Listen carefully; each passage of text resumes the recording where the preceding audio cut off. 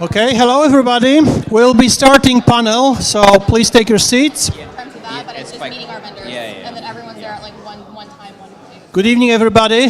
Wow, what a great 5 pitches. I think we all really enjoyed the 5 pitches, and I think most of us, if not all, are happy we're here and not in the judges' shoes, because they have a tough job tonight. So we have 3 founders and CEOs, and we'll spend next half an hour or so discussing some of their journey and experiences and learning more about what they do. So we have here Sunera, Ernest, and Phil, and maybe we'll start asking them to tell us a little bit about kind of elevator pitch, what their company is about, how they are different, and a little bit about background about themselves.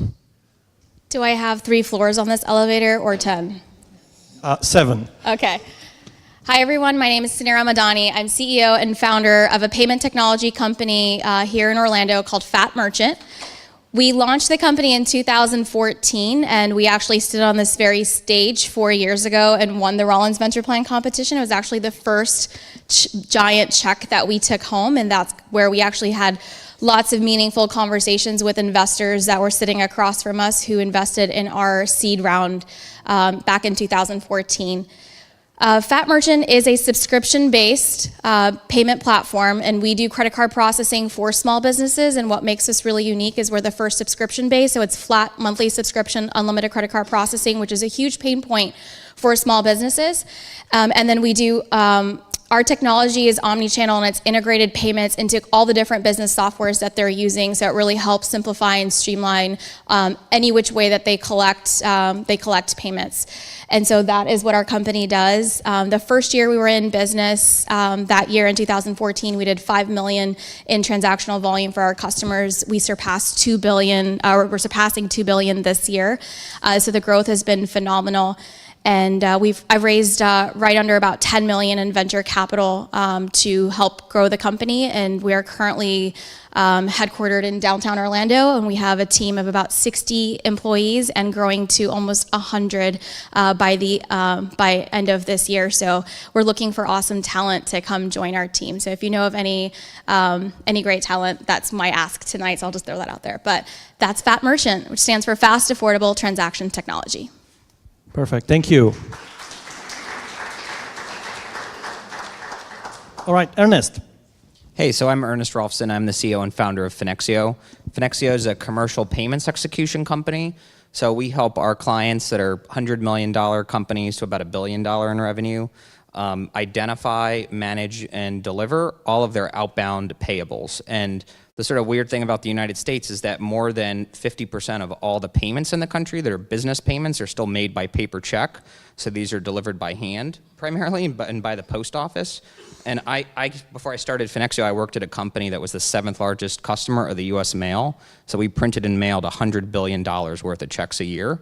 And so the types of companies that we service are companies that tend to be literally 100% paper checks in all the business. So we created a super simple solution to help them figure out which of their suppliers and vendors can be paid electronically. We manage and execute on all those outbound payments, and then we provide a really high-level customer support, like a concierge level support, not only to the supplier, but also to the buyer. So nice to be here with all of you. Right, thank you. Phil. Yeah, thank you. Phil Dumas, founder of Unikey, set out on this crazy vision and made a big bet that your phone would become your keychain, just like it's eating your wallet. And happy to say, so we're the world's largest smart lock company today. We have about 1 million users using electronic keys. But we actually don't make or sell any smart locks. That's what's unique about us. We've taken a platform approach. The access industry is very challenging to build products and distribute and brand them with the trust. So we partner with some of the largest lock companies in the world. We have 7 #1 lock companies who use our technology. And we're really challenging the paradigm of access and driving seamless access. If you really think about it, since the beginning of time, 2,000-3,000 years ago when access first started, it was designed to keep the wrong people out. Yet 99 out of 100 times when we walk up to a door, we're actually supposed to be allowed to get in. So why are we inconveniencing the masses for the minority? And as you look at the evolution when we bring these doors online, the confluence of video, big data, and AI, you can actually start doing some really interesting things with proactive security. So freeing up the world to access things freely when they're supposed to, but stopping the wrong people from getting into the wrong places at the wrong times. Perfect. Thank you. So from now on, we won't be Phil clapping. has raised you raised like over 20 million in capital, been on Shark Tank. I mean, this is like, I think you should share a little bit more on that. Okay, thank you. Sorry, I'm not stealing your moderation. Okay. No, yeah, We'll come back to that, but yeah, please go ahead and yeah, share. no, we've been incredibly fortunate and know the challenges of raising in the Southeast, and especially in markets where nobody knows what the hell you're talking about. Nobody knew what Internet Things was in 2010 when we started this thing, and everybody knows where the economy was here in 2010. But we've been incredibly blessed to have raised about 23 million in capital. So this is actually a very good segue, because the next question I wanted to ask was, if you go back to the beginning of your company, how was easy or difficult in terms of capital, and how did you found it at the beginning, and when did you get your first outside capital, how did you do it, and so on. So Phil, can you continue on that topic? Yeah, well, I mean, I'll segue. So, it was crazy to start a tech company in Orlando in 2010, arguably the bottom of the recession, one of the worst capital markets in the country, the Southeast, and it still unfortunately is, though we're making a lot of progress. And I was talking about smart locks, and nobody knew what we were talking about. So it kicked a lot of tires, but it was really good to have to kick those tires. I mean, we pitched several hundred times before we got the right opportunity, which was a total Hail Mary. We went on Shark Tank. I really thought I was onto something, and I just went for it. And somehow got on, and somehow was the first company in the history of the show to get yeses from all 5 judges, which was kind of validating. We knew we were kind of on something to them, but it was a double-edged sword, right? Everybody said yes, but then the whole world knew what we were working on. So a few people, jumped on the coattails, but it really, back then in this climate in the Southeast, it took something crazy like that to raise money. And as we all know, like that first million's the hardest, and but it's still incredibly hard to raise the next million. But it's just amazing to see this ecosystem evolve around here and see different capital sources come online. And I'm just my email is phil@unikey.com. I try to help everybody around the community. I believe all boats can rise together. Big fan of the area, and just love the progression that we've made, especially over the last couple of years. So Ernest, looking back, how did you found your company at the beginning, and how long did it take you to raise outside capital? Sorry, was it how did I found it, or? For me, it was I worked in the industry for a long time and saw the problem and saw that the incumbents weren't really going to solve it themselves, and it was one of these, why work for the man kind of thing. It's kind of do it yourself. I come from a family of entrepreneurship, and so it sort of felt like the obvious thing to do where there was literally no downside, right? And that's, I think, a message to entrepreneurs too, is like, if you believe in something, if you really care about it, go do it, because the worst thing is you lose some of your own time. If you don't raise the money, and you go get a good job somewhere else, right? And you really learned a lot, and probably learned a lot about yourself as well in the process. So for me, I think the way that I raised money was, you kind of have to find that anchor investor. For me, it was somebody here local, a guy called Jim Heaston, who's really well known in the commercial real estate space here, who's just known me and saw me progress throughout my career. But I was able to attract, because of my experience in the financial technology industry, I was the youngest vice president at MasterCard in the United States. So I was able to get a very top payments processing executive, someone that led M&A at First Data globally, one of the largest payment processing companies in the world, to say, you know what, I think this can really work, and Ernest really has the right idea and the right kind of team behind him.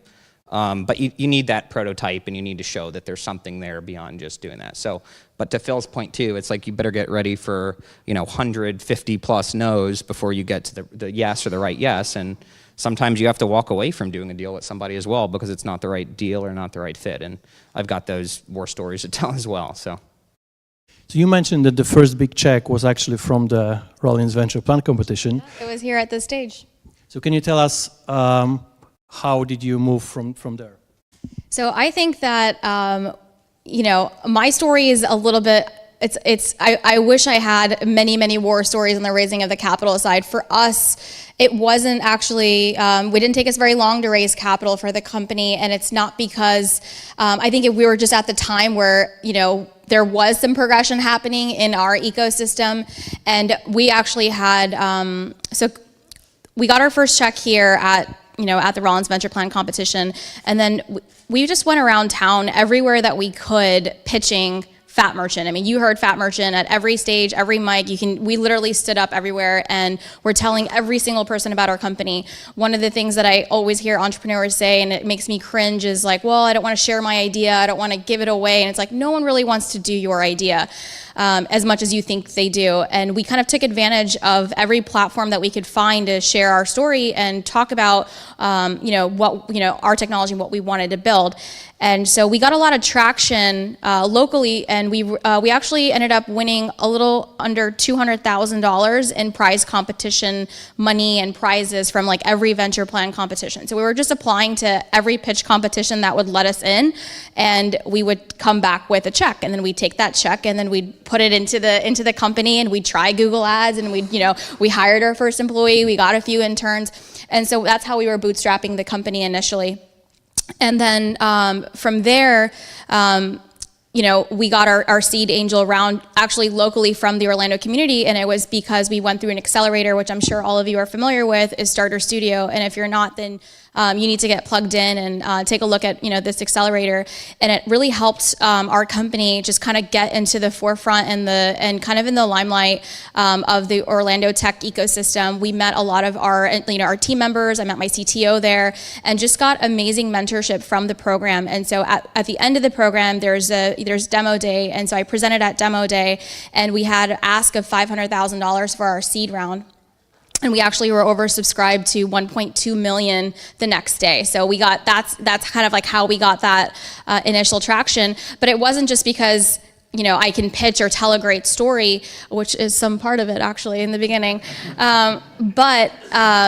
We had a, we were actually producing revenue, and we actually had great MRR coming in through the door, and the technology was being built, and so we had a solid story, a solid team, we had revenue, so we kind of had all the boxes kind of checked off for the initial seed investment.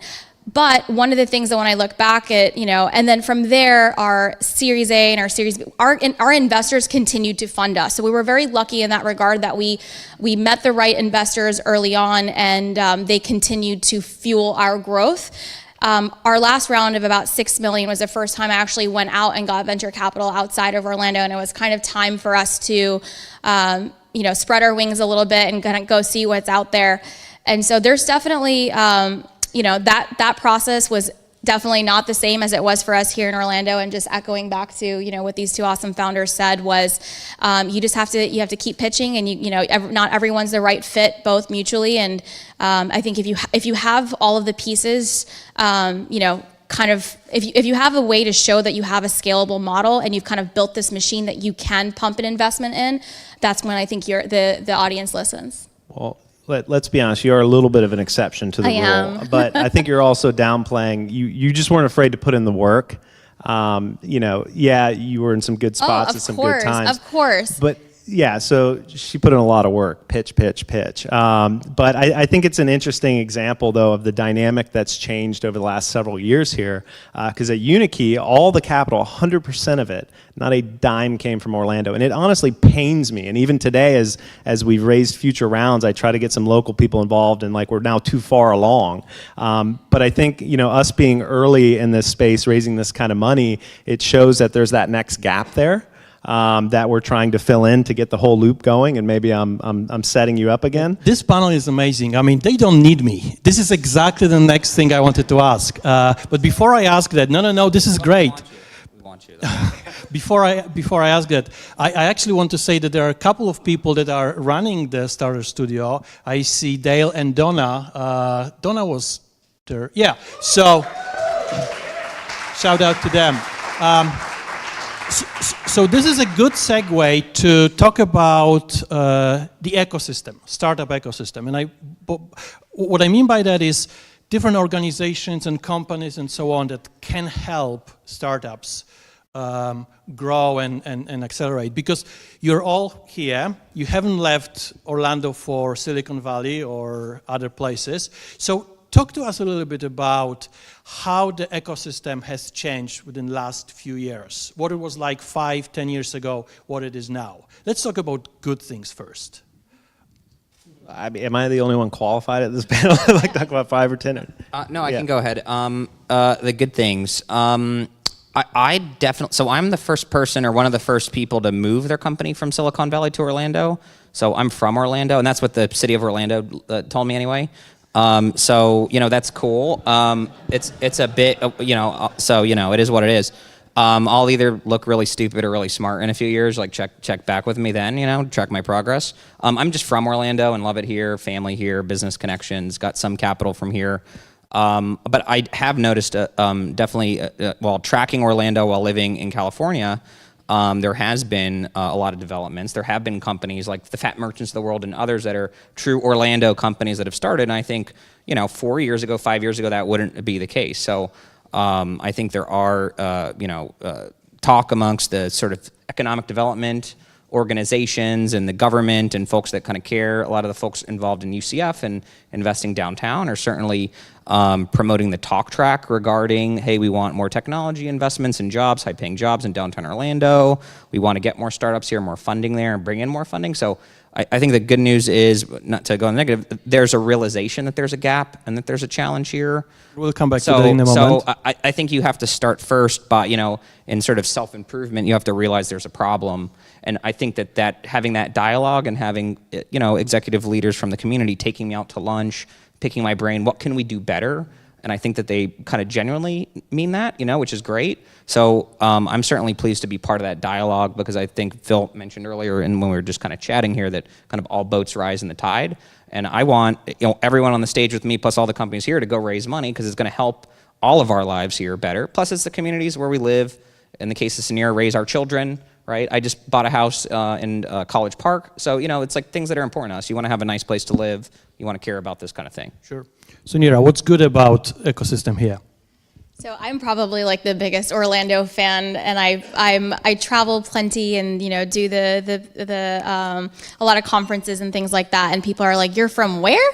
Orlando. There's technologies like companies in Orlando, and I'm always having to be actually talk about the fact that we have a really great growing tech scene. So we're not as advanced as many of the other cities, but going back to what Ernest said, I think that the leadership here is really starting to take notice, and they really do want to kind of bridge that gap. I mean, even recently with the mayor and the team coming around the Amazon bid. I mean, I was even, not that I guess I was surprised that we were even bidding for Amazon. I thought it was really great of our community to kind of rally around that. And there's so many great assets that Orlando has to offer. I mean, we've got the universities, we've got the transportation, we've got the land, we've got, we've got the small community that can, rally around it. But I think there's places that we do fall short, which I'm sure we're going to talk about. But the aspect of community is what I think is the greatest. I think we have heart in our community, and that's been our story. I mean, we've literally, because of the city of Orlando, we get everyone has made an effort to find us that one connection, to introduce us, even if they're not able to do it here, and kind of support that growth for us. But they've been able to really help because they really do care to see our city continue to grow. Phil, what's good?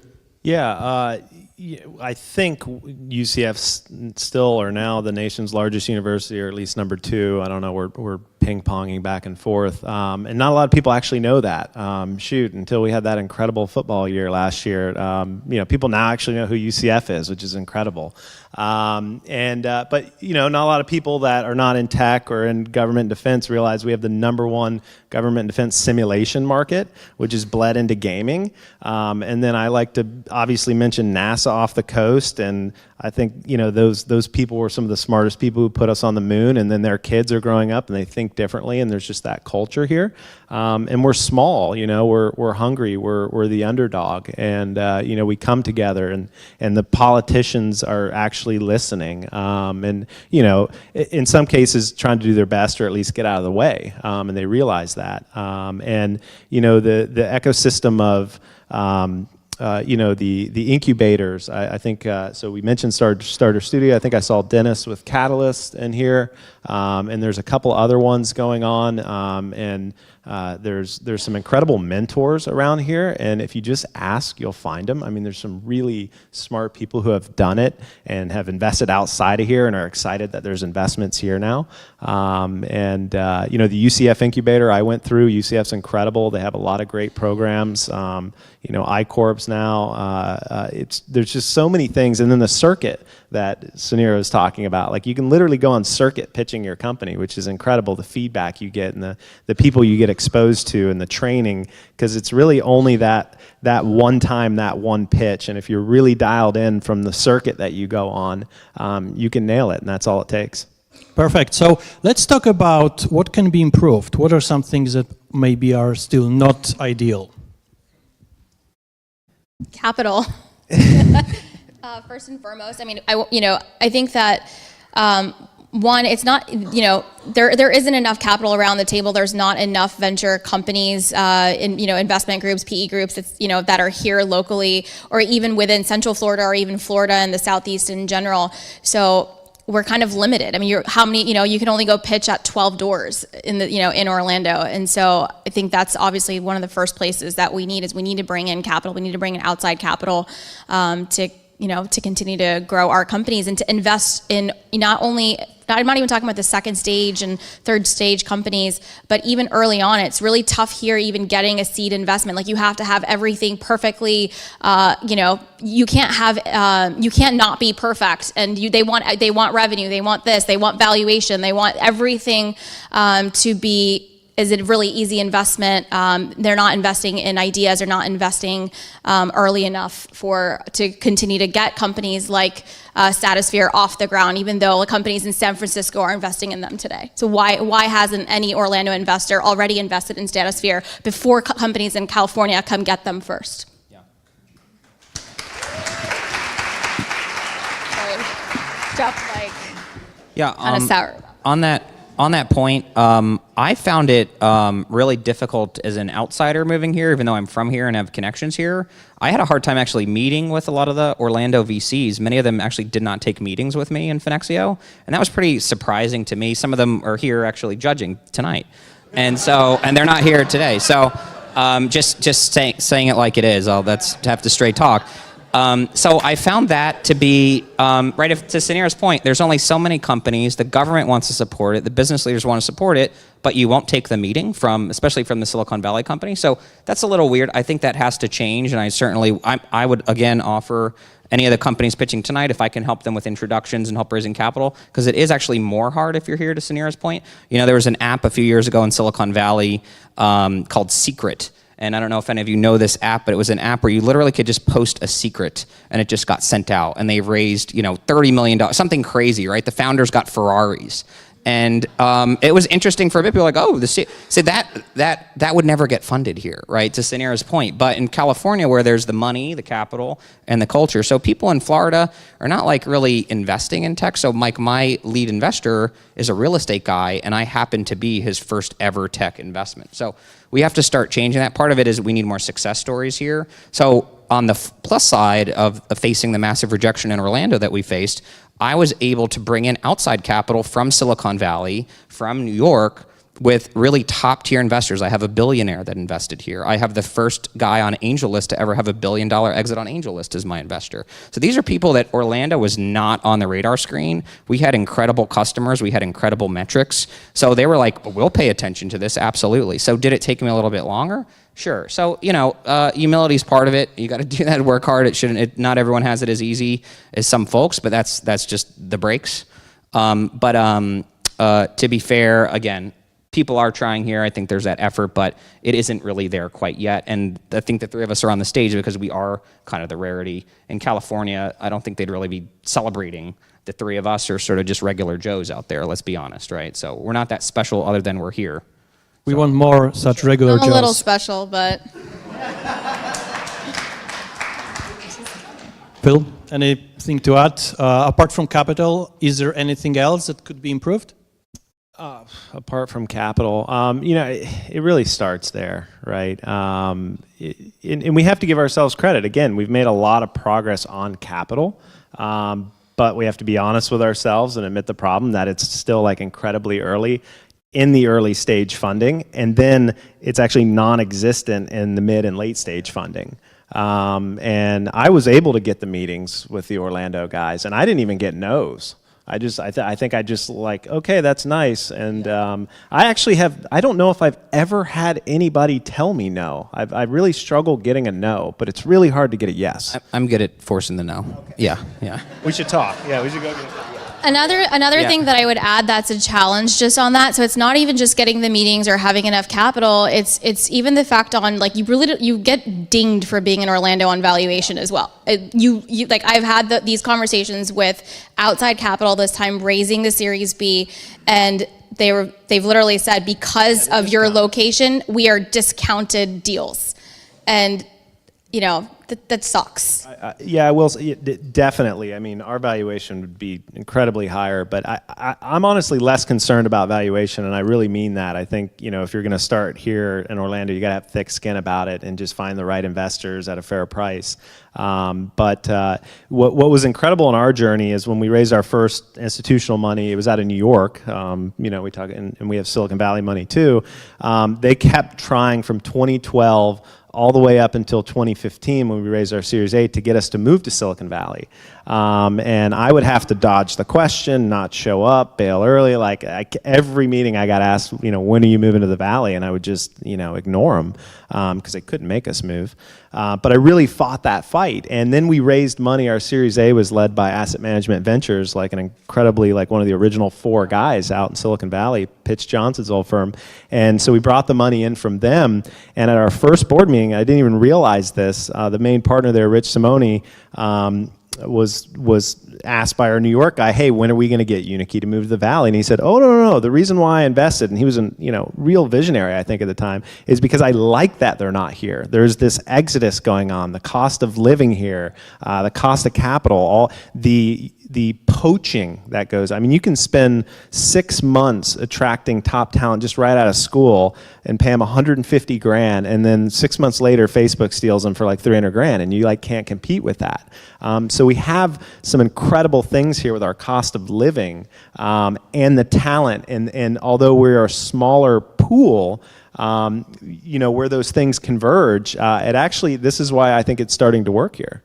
So we'll be wrapping up because I see the judges. So one last thing, what would be one piece of advice to all the entrepreneurs in the audience that you would like to share that you wish you knew when you started? One piece of advice.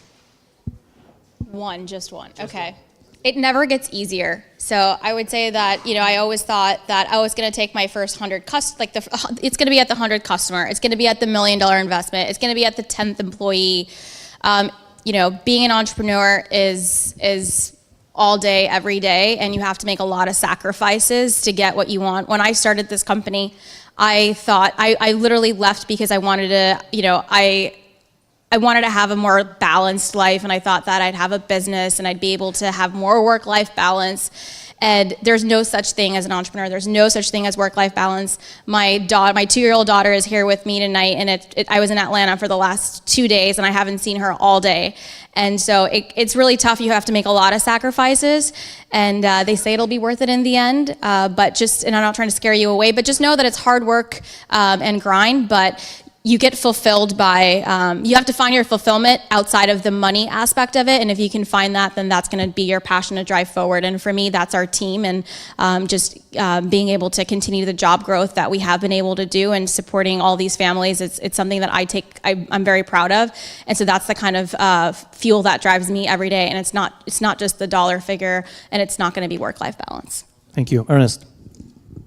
I guess the one thing I didn't know that I wish I knew, or I've got a lot of pieces of advice, I think was just how much this is going to be a lesson in not only humility, but sort of personal development, let alone, because if you're doing this, you kind of feel like you've got the professional skills, like I know my market, I know my space, yada, yada, but I think it's about all those like mini failures and challenges of you picking yourself up, but then it becomes much more about a people management and kind of coaching game. It becomes less about you and kind of your ego, and a lot more about how do I create an environment and a culture for people that they're going to be able to succeed, they're going to be happy, they're going to want to build and kind of step towards that dream that you're building, which isn't really about the money.